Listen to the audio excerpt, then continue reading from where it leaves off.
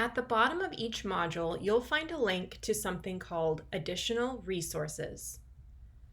This is where you can find a list of infographics, images, and PDFs you can download to help you in advising sessions, family nights, and training.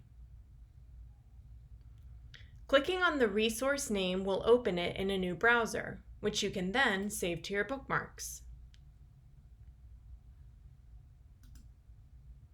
You can filter the resources using the menu on the left-hand side of the page.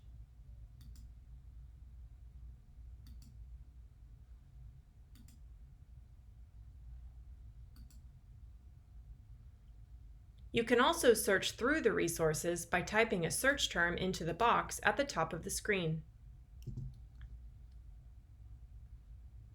Finally, if you would like to share a resource with someone, click on the Share icon and choose the platform you want to use.